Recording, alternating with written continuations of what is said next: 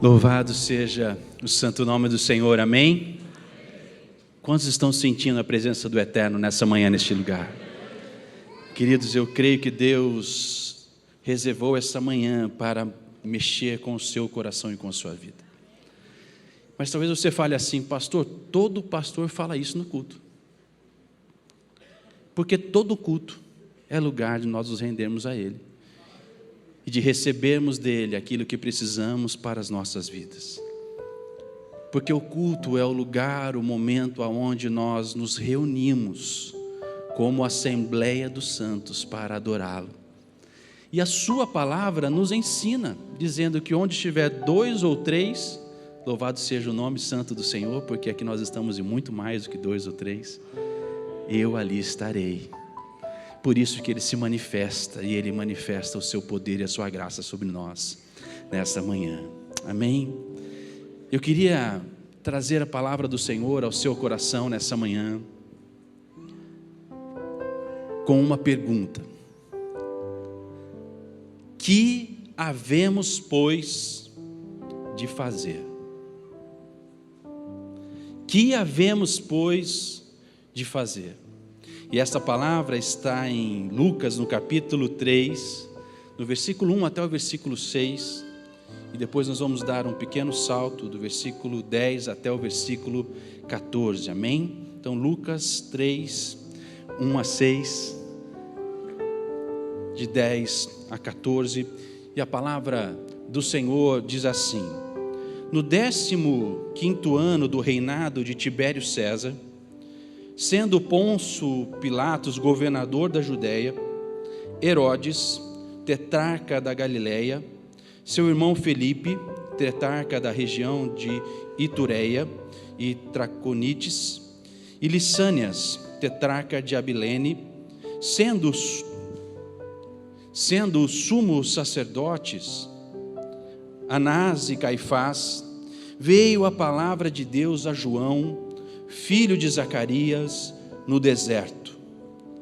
Ele percorreu toda a circunvizinhança do Jordão, pregando o batismo de arrependimento para a remissão de pecados, conforme está escrito no livro das palavras do profeta Isaías: voz do que clama no deserto, preparai o caminho do Senhor, endireitai as suas veredas. Todo vale será aterrado, e nivelados todos os montes e outeiros, os caminhos tortuosos serão retificados, e os escabrosos aplanados, e toda a carne verá a salvação, e toda a carne verá a salvação de Deus, aleluia. No versículo 10 e 11 diz assim: então as multidões o interrogavam, dizendo: que havemos, pois, de fazer? Que havemos, pois, de fazer? Respondeu-lhes: quem tiver 2 túnicas, reparta com quem não tem. Quem tiver comida, façam o mesmo. Foram também publicanos para serem batizados e perguntaram-lhe: mestre, que havemos de fazer? Respondeu-lhes: não cobreis mais do que o estipulado. Também soldados lhe perguntaram: e nós, que faremos?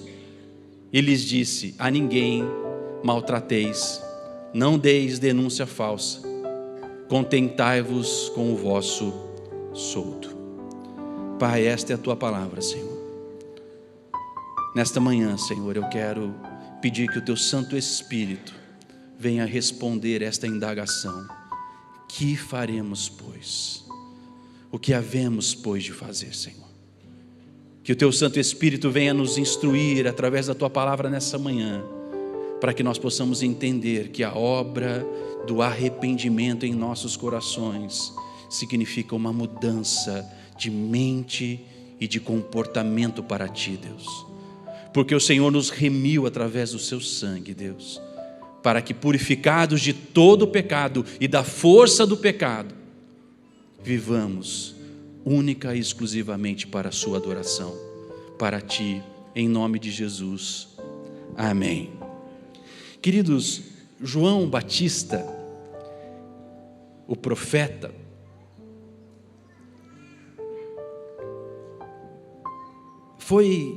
era filho de Zacarias, uma criança prometida aos seus pais. Ana, sua mãe, queria muito ter filhos.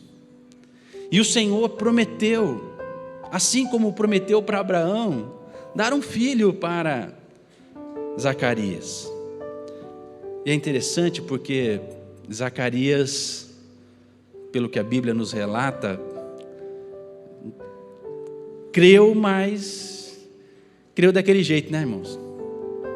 Creu como a gente crê muitas vezes. Deus fala, a gente sabe que Deus falou, mas a gente fica naquela, será que vai? E é interessante porque foi uma criança prometida, a bênção de Deus para Zacarias e para Ana. A criança deveria se chamar João, João que significa Deus gracioso, o Deus de planos, de propósitos, de amor e de graça eterno que nos ama e que havia prometido para eles um filho. Então Deus foi gracioso para com eles. Mas é interessante porque ele deveria preparar o caminho para a vinda derradeira de Deus a seu povo.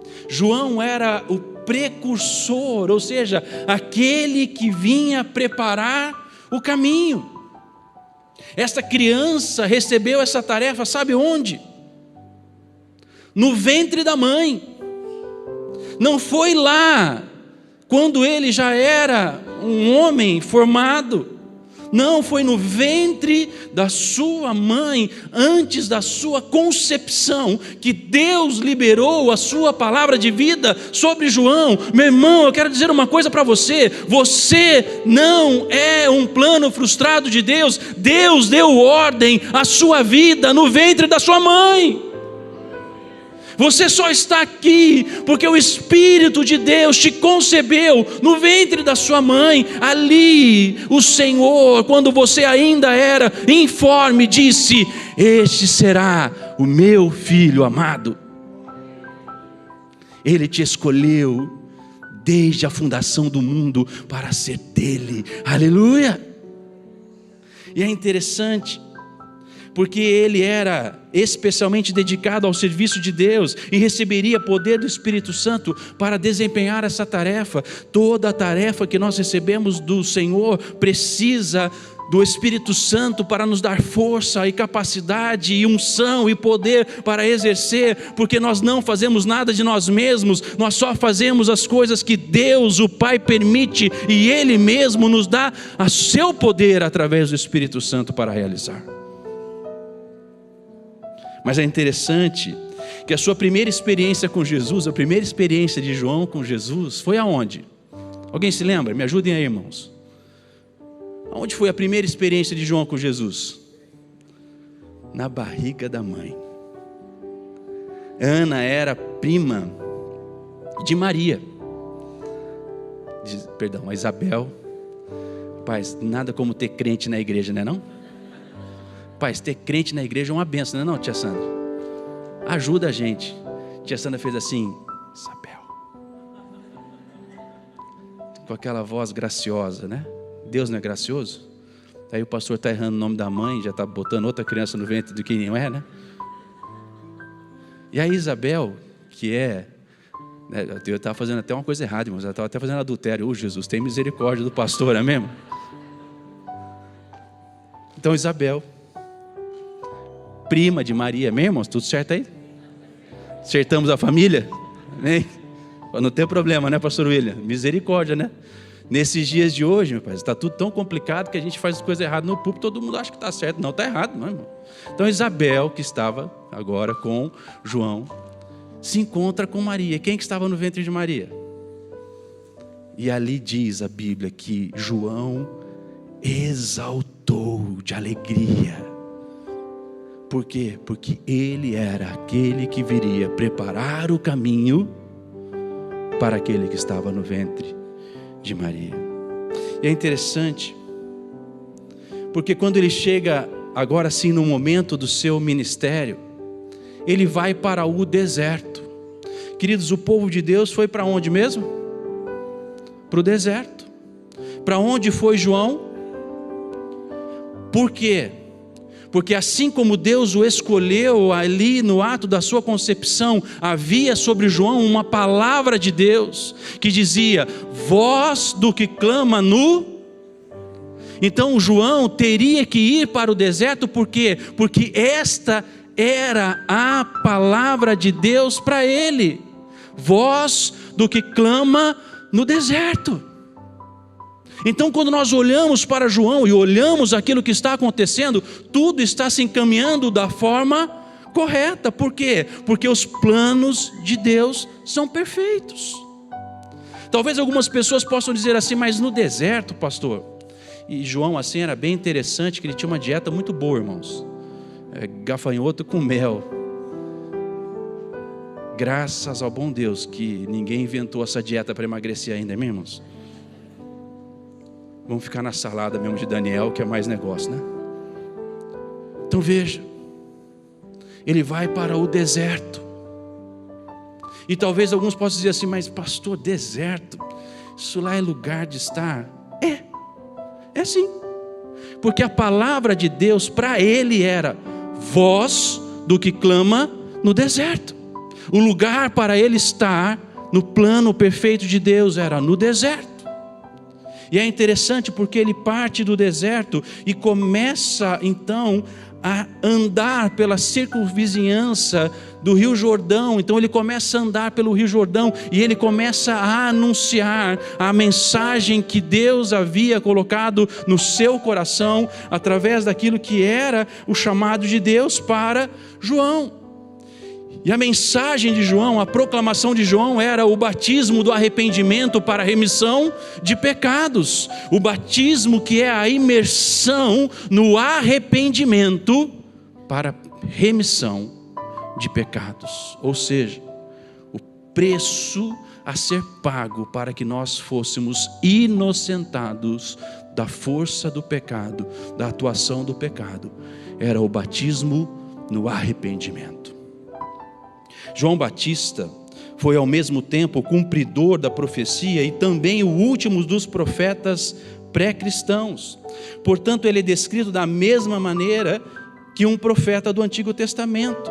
Sua vinda cumpriu a promessa de Isaías e sua tarefa especial era proclamar o batismo de arrependimento para a remissão de pecados.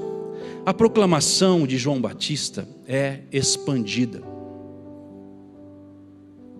E ele começa a pregar a respeito do batismo do arrependimento. E apresentava que era necessário batizar-se com uma verdadeira disposição. Fala assim, verdadeira disposição. Então, queridos, nós precisamos começar a compreender o que é o batismo de arrependimento.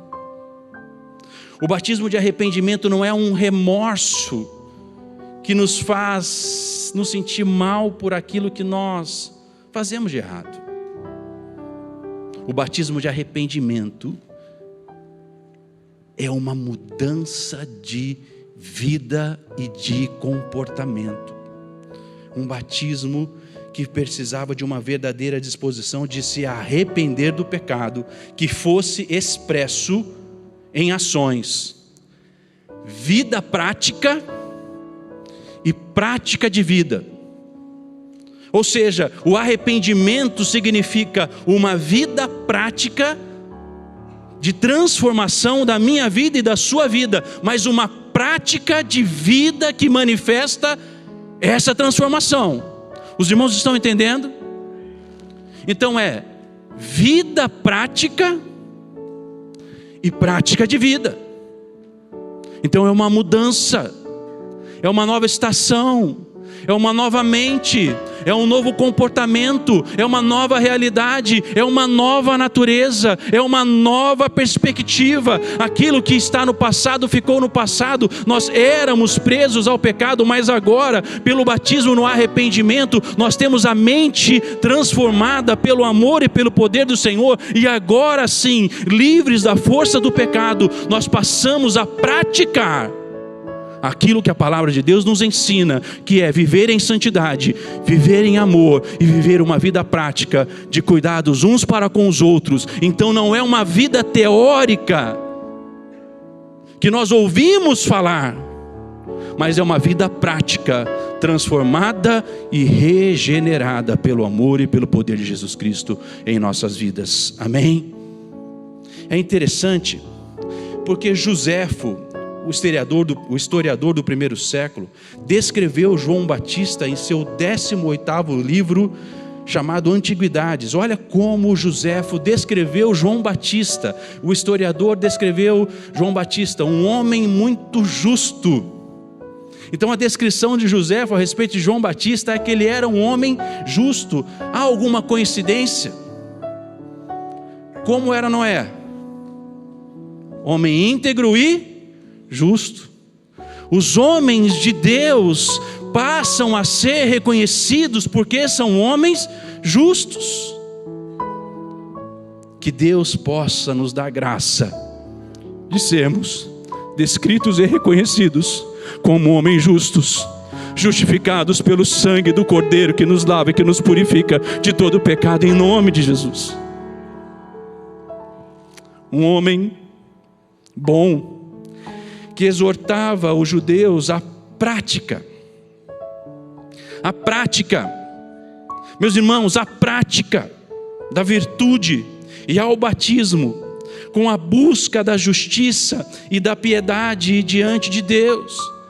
Visto que esse batismo parecia ter sido comunicado a ele. Então o batismo foi comunicado a ele, através de quem? Através do poder do Espírito Santo que estava operando em João Batista, um homem bom e que exortava a uma vida prática, de piedade e de busca pela justiça diante de Deus, visto que esse batismo parecia ter sido comunicado a ele com esse propósito, não no intento de evitar alguns pecados insignificantes, mas para purificar o corpo. O batismo é purificar o corpo, mente, alma, coração, mãos, pés, todo o corpo purificado para Deus, através de uma vida prática. Desde que, fala assim comigo, desde que a mente tivesse sido antes purificado na justiça. Então o batismo é um lavar do corpo pela purificação da sua mente, novamente em Cristo Jesus. E quando muitos outros congregavam-se a ele, pois também muitos se comprazia em ouvir o seu discurso. Então uma multidão começou a se converter, uma multidão começou a entregar a sua vida, a se batizar no batismo do arrependimento. João Batista disse: eu vos batizo com água, mas aquele que vem após mim vos batizará com o Espírito. Mas ele começou o trabalho, ele preparou o caminho, ele preparou os corações para a mensagem de Jesus Cristo que vinha após ele. E ele disse: eu não sou digno nem de desatar as sandálias dos pés dele. Mas ele preparou o caminho, visto que muitos se compraziam do seu discurso. Herodes, temendo a grande confiança dos homens nele, considerou muito melhor antecipar-se, destruindo-o. Sabemos que João Batista foi morto por determinação de Herodes. Mas qual era a mensagem do profeta? Qual era a mensagem do profeta? O que João Batista pregava? que fez com que muitos corressem para ele. Ele disse assim: endireitai as suas veredas. Uma mudança real de vida, colocando nossas vidas para viver a verdade e praticar uma mudança de comportamento. Queridos, endireitai as suas veredas significa que nós passamos a viver de um modo diferente. Na última sexta-feira, durante a vigília, o pastor Moacir estava pregando. Ele disse assim: rapaz, como é difícil viver com mentiroso. Foi isso, pastor? Não foi isso que você falou aqui? Eu só estou pegando aqui uma parte da mensagem do pastor. Mas o mentiroso não mente mais. O adúltero não adultera mais. O fornicador não fornica mais. O que enganava não engana mais. Por quê? Porque a mensagem é: endireitai as vossas veredas. É uma mudança de vida, uma mudança de comportamento, uma vida prática diferente, aonde nós vamos ser a expressão da novidade de vida que Cristo Jesus alcançou para nós na cruz. Nós não conseguiríamos por nós mesmos. A nossa natureza é pecaminosa. Nós seríamos mentirosos. Por quê? Porque em nós operava o pecado. Mas agora, uma nova realidade: endireitai as vossas veredas. E ele continua dizendo: todo vale será aterrado. Vale significa depressão, baixos valores, lugar de destruição, lugar de depósito de coisa ruim. Quando você passa por um lugar e você vê um buraco, o que o pessoal faz no buraco geralmente? Joga entulho. Não é assim? E aí ele vem e diz assim: toda depressão, todo vale, todo lugar de baixa será aterrada. Por quê?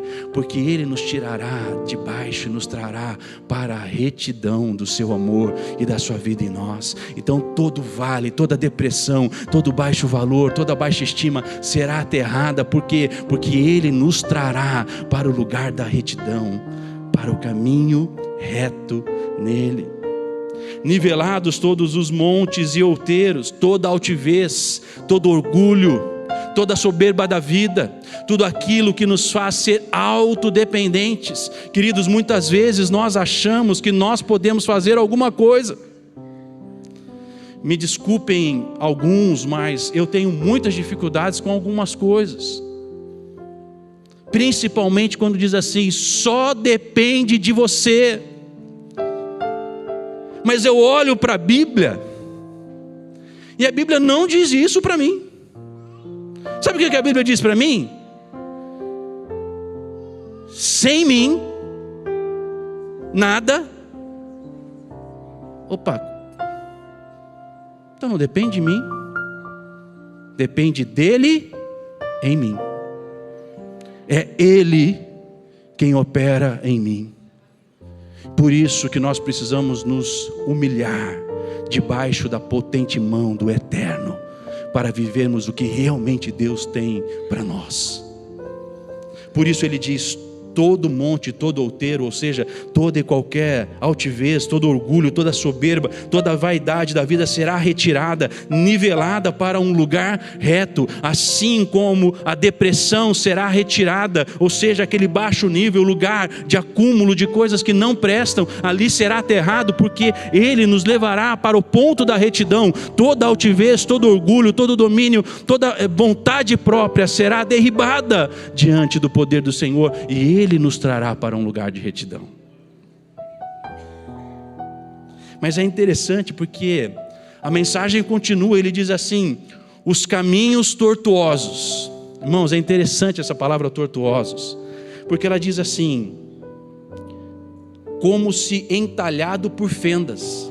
Então não é um caminho que você consegue caminhar em linha reta. Por quê? Porque você começa a andar e tem fenda, tem buraco, tem rachadura. Você já tentou andar num chão rachado? Você consegue andar em linha reta? Você não consegue, porque daqui a pouco chega um buraco na sua frente, tem uma fenda na sua frente, tem uma rachadura na sua frente. É um lugar áspero.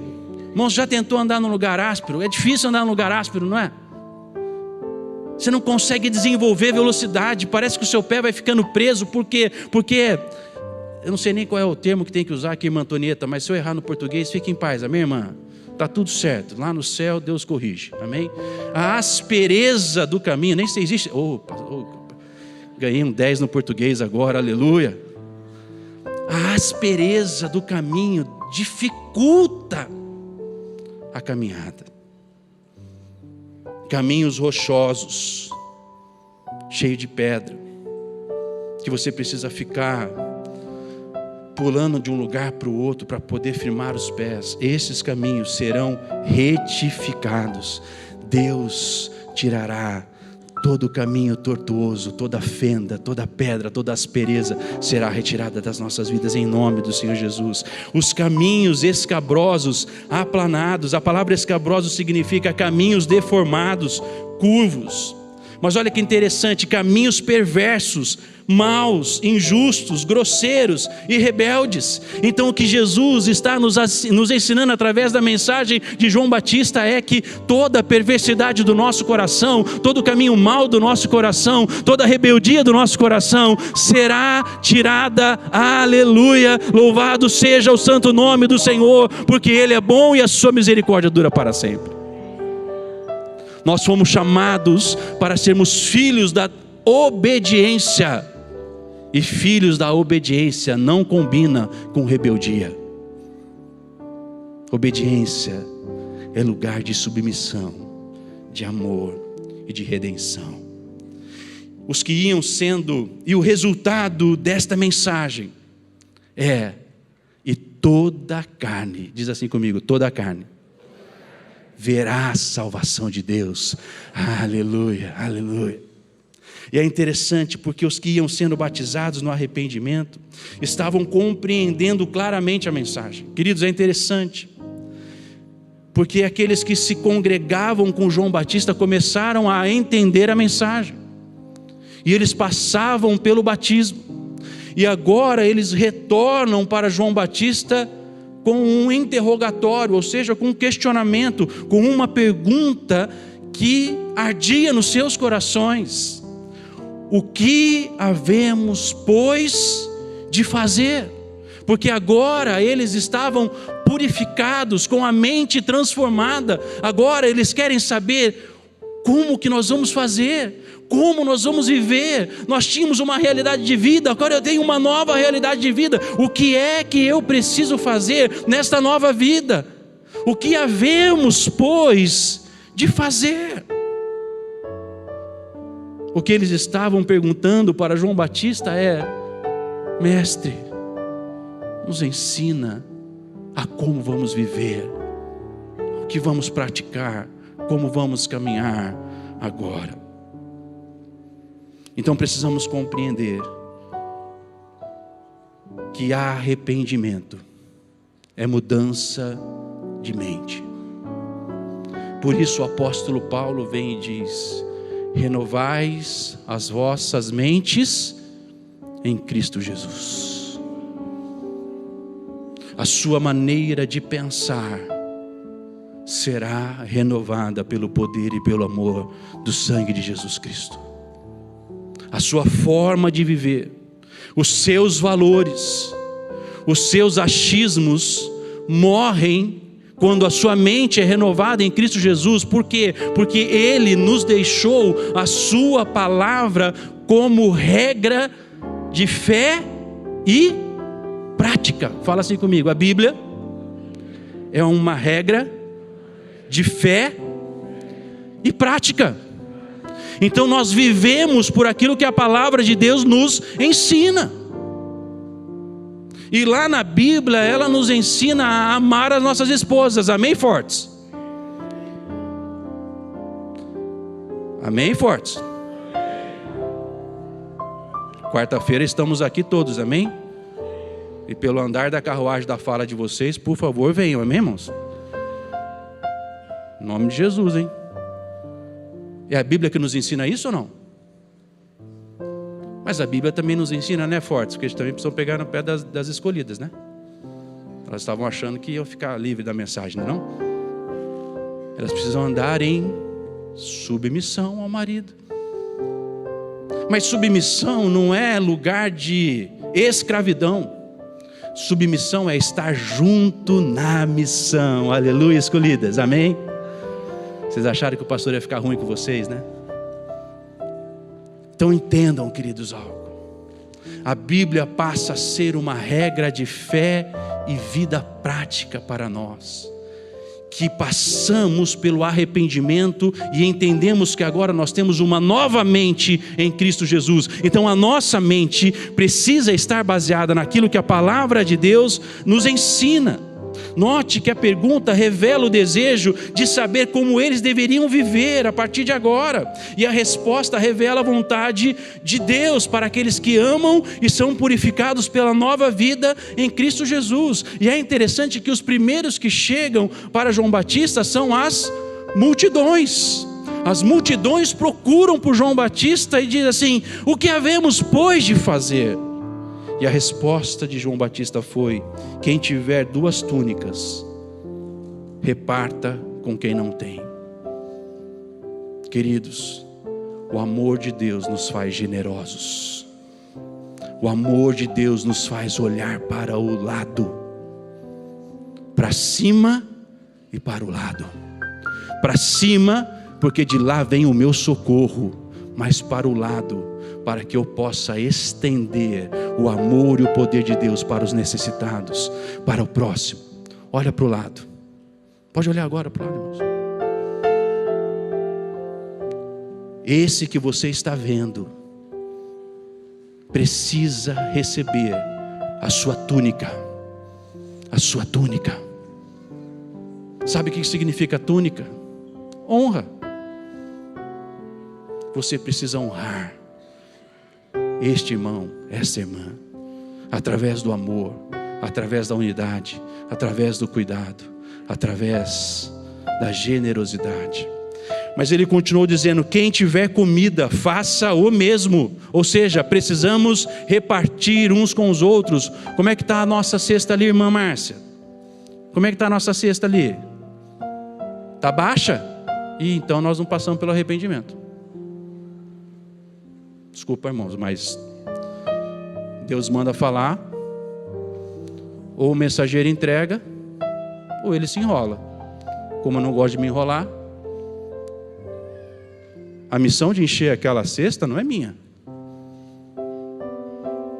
Mas entenda uma coisa: mudança de mente significa que quem tem comida reparte com quem não tem, e assim o corpo de Cristo cresce e cuida uns para com os outros, e não há falta de mantimento para ninguém. Por quê? Porque aquele que tem reparte com quem não tem. Em nome de Jesus, essa arca estará cheia. Se você não trouxe agora de manhã, traga à noite. Se você não vem à noite por qualquer razão, fique em paz, traga durante a semana, traga no próximo domingo. Mas entenda, queridos, que a mudança de mente nos faz deixar de olhar para nós mesmos, para olhar a dimensão pelo qual Jesus Cristo nos ensinou, que é o seu Evangelho. Quais são as 2 dimensões do Evangelho de Cristo? Ame o Senhor teu Deus e ame ao... Quem vai alimentar os famintos? Mudança de mente.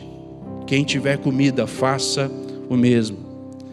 Mas não vieram só as multidões, vieram os publicanos. E aqui tem um problema, irmãos, porque os publicanos eram os cobradores de impostos. Irmãos, quem gosta de cobrador de imposto?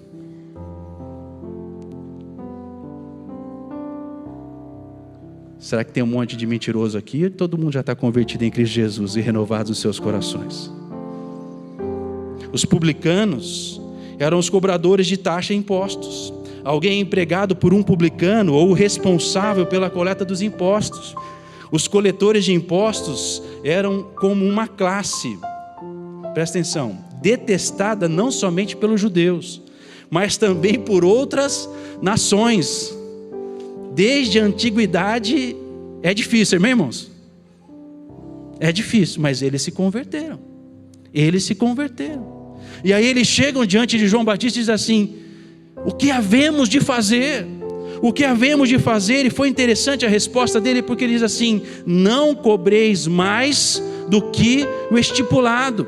E por que os publicanos eram tão assim, não benquistos no meio daquele povo? Porque eles agiam com truculência e muitas vezes cobravam muito além do que deveria ser cobrado. Veja, João Batista não disse para eles: deixem de ser publicanos. Não foi isso que ele disse. Ele disse: façam o que você tem que fazer da maneira correta. Empresários, façam da maneira correta. Profissionais, façam da maneira correta. Novamente, eu não vou andar no curso deste mundo, eu não vou praticar aquilo que o mundo pratica. A palavra do Senhor diz: não ame o mundo, nem o que nele há, porque aquilo que está no mundo jaz no maligno, é fruto do maligno. Sonegar imposto é fruto do maligno. Não ande nisso em nome de Jesus. Receber comissão indevida porque você fez um negócio ou pagou uma comissão indevida para ter um negócio, isso é andar no maligno. Não é novamente em Cristo Jesus. A novamente em Cristo Jesus me faz andar na verdade, e a minha palavra será sim, sim, não, não. O que é de Deus, o que é de César, é de César. Eu vou andar na retidão do meu Senhor Jesus, e vou andar em novidade de vida. E por fim, os soldados. Irmãos, os soldados, até por serem homens de guerra, por serem homens que estão expostos à violência, muitas vezes eles acabam agindo naturalmente de maneira forte e truculenta. Mas olha como a graça de Deus alcançou o coração dos soldados. E eles chegam para João Batista e dizem: o que nós vamos fazer? Porque agora eu recebi uma nova mente, um novo coração. E a resposta foi: a ninguém maltrateis, não deis denúncia falsa, e contentai-vos com o vosso soldo. Veja, novamente João Batista não disse para eles deixarem de ser soldados, mas ele ensinou a maneira pela qual eles deveriam viver na verdade e na retidão da justiça. Amém? Que havemos, pois, de fazer? Perceba que a pergunta revela um desejo de alinhamento com a mudança que o arrependimento exige. A maneira pela qual eles viviam precisava ser alterada, pois agora eles estavam purificados pela água do batismo para uma nova vida. Então, arrependimento, metanoia, é uma mudança de mente, de um propósito que se tinha. Uma mudança de mente, de atitude, de maneira de viver, mudar as práticas para viver a novidade de vida da nova criação em Cristo Jesus. Que havemos, pois, de fazer? Queridos, o Senhor Jesus morreu na cruz do Calvário para que eu e você recebêssemos a vida eterna, amém? Mas para receber a vida eterna, nós precisamos andar em retidão de vida. A palavra do Senhor diz que não herdará o reino dos céus os mentirosos, os adúlteros, os beberrões. E ali ele lista uma série de vida prática que impede alcançar a vida eterna em Cristo Jesus. Então a pergunta para você nesta manhã, que havemos, pois, de fazer? Você foi alcançado pelo sangue de Jesus, e Ele te purifica de todo pecado, mas você precisa compreender que a salvação em Cristo Jesus nos empurra para o arrependimento, e o arrependimento é uma mudança de mente. Queridos, em nome de Jesus, muitos estão olhando para a volta de Jesus e dizem assim: eu não sei se Ele vai voltar, eu não sei quando é que Ele vai voltar. Muitos estão até desculpa, irmãos, hoje eu estou meio sincerão demais, mas estão até na besteira de ficar discutindo antes, depois, no meio. Está perdendo aquilo que realmente importa, que é estarmos prontos para viver a verdade do Evangelho na nossa vida cotidiana e diária. Jesus nos chamou para uma nova realidade de vida. Uma nova realidade de vida significa limpos, purificados, lavados do pecado, da força do pecado que operava, queridos, operava em nós, mas já não opera mais. Agora nós estamos debaixo da força do Espírito Santo de Deus, que nos faz adoradores ao único Deus vivo e verdadeiro. Nós estamos debaixo da operação do Espírito Santo, que nos faz ser filhos de Deus, e que andamos, amamos e pregamos a verdade e vivemos a verdade, que não anda mais no engano, nos caminhos tortuosos da desobediência, da aspereza. A nossa palavra precisa ser uma palavra temperada com sal, ou seja, traz gosto à terra. A nossa vida precisa brilhar como a luz, e a luz brilha, e quando ela brilha, ela traz clareza, ela traz direção, ela traz paz, ela muda a realidade daquele lugar. Mas nós precisamos entender isso, que havemos, pois, de fazer. O Senhor nos chama nesta manhã para rever as nossas práticas, porque o Senhor nos chamou para uma vida prática de amor a Ele. Veja como está a sua vida, meu irmão. Veja como estão as suas práticas. Veja como você tem cuidado da sua vida cotidiana. Porque uma coisa eu lhe afirmo, porque a Bíblia me assegura isso: Jesus voltará em glória para buscar uma noiva santa, pura, imaculada, limpa, com vestes de santidade e não com vestes de pecado. Mas e se hoje chamarem o teu nome? A palavra de Deus afirma que muitos serão chamados primeiro, porque descansaram no Senhor. E hoje, se hoje chamarem a sua voz, de quem será? Como está a sua vida prática, meu irmão? O Evangelho não é uma teoria. O Evangelho é uma vida prática de amor e de cuidado uns para com os outros. É viver uma vida onde nós somos a expressão do poder e do amor de Deus. Curva a sua cabeça por um instante, por favor. Pai, aqui está, Senhor, estes que nesta manhã, Senhor, o Senhor deseja fazer esta pergunta a eles: o que vocês vão fazer? Pai, eu te peço em nome de Jesus, aqueles que porventura ainda estão presos, Deus, as cadeias da mentira, Deus, que sejam libertos nessa manhã em nome do Senhor Jesus. Aqueles que ainda estão presos, Deus, na prática dos caminhos tortuosos ou dos caminhos escabrosos, Pai, em nome do Senhor Jesus, retifica e aplana estes caminhos, Deus, porque teu é o reino, o poder e a glória, e o Senhor nos chamou para a santidade e o amor para ti. Pai, eu te peço hoje em nome de Jesus, que a mensagem de João Batista arda no nosso coração, que nós possamos endireitar as nossas veredas, colocar os nossos caminhos no caminho da retidão do teu evangelho.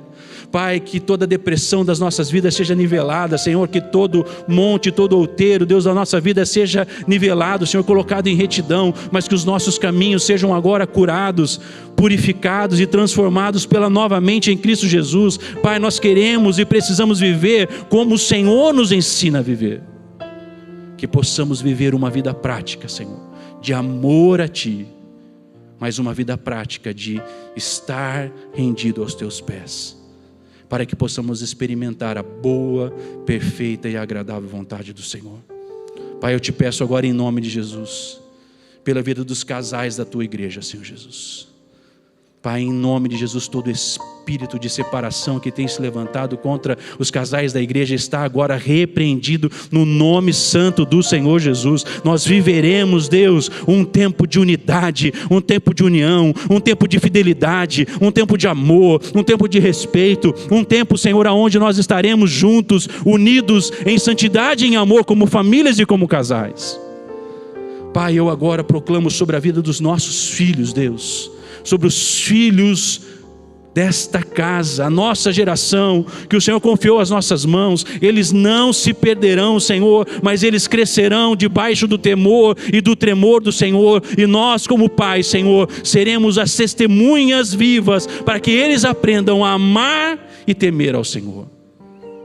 Pai, os nossos filhos que estão fora dos teus caminhos, nós pedimos agora, Espírito Santo, vá buscá-los e traga-os de volta para a tua casa, Senhor. Aqueles que ainda não se renderam a ti, Deus, que o teu Espírito Santo convença esses corações, Deus, e que se cumpra o que diz a tua palavra: eu e minha casa serviremos ao Senhor. Pai, aqueles que precisam de consolação e conforto, Deus, que teu Espírito Santo venha confortar e consolar, porque esta é a obra primaz para que possamos viver a tua verdade, em nome de Jesus, amém.